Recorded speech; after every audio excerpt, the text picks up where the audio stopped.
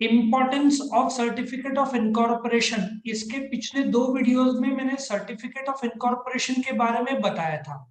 Company का registration की जवाबदारी रजिस्ट्रार ऑफ कंपनीज के पास है। जब तुम सारे डॉक्यूमेंट सबमिट करते हो, if everything is in order, registrar तुमको सर्टिफिकेट ऑफ इनकॉर्पोरेशन देता है। ठीक है, तो it means now the company is the registered entity. उसका फायदा क्या होता है?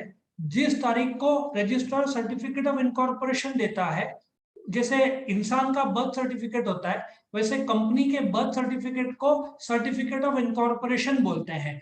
उस दिन से कंपनी का अस्तित्व आता है या जन्म होता है, उसको आर्टिफिशियल लीगल पर्सन उस दिन से बोला जाता है जिस तारीख को उस सर्टिफिकेट में नाम दिया है। ठीक है ना। यहाँ पे पहले मैंने कहीं पे बताया था सर्टिफिकेट ऑफ इनकॉर्पोरेशन का फोटो है, तो मैं दिखा दूं एक बार, तो उतना इजी हो जाएगा।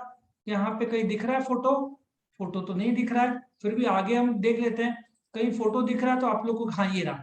ये जो फोटो में क्लियर बताया है कौन से तारीख को रजिस्ट्रेशन हुआ है, ये तारीख से कंपनी का जन्म पूरा माना जाता है। ठीक है।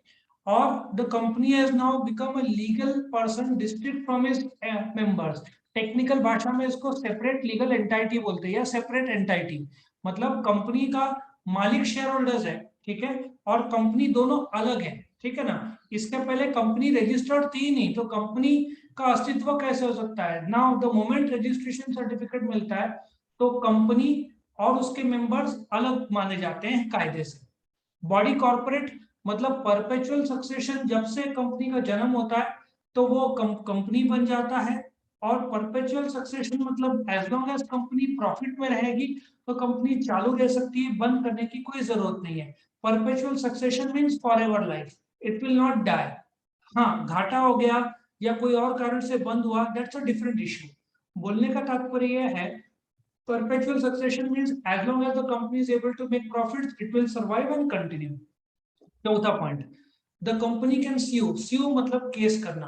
कंपनी किसी पर स्यू कर सकती है, कोई और कंपनी पर केस कर सकता है। प्रोमोटर्स डायरेक्टर्स पर केस नहीं होगा यदि किसी ने अपने कंपनी पर केस किया, लेकिन डायरेक्टर ने कुछ गड़बड़ी किया होगा तो फिर डायरेक्टर जवाबदार माना जाएगा।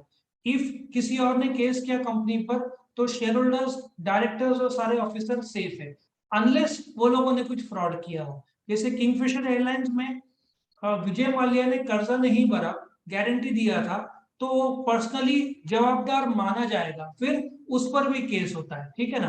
तो ये importance of certificate of incorporation का वीडियो था।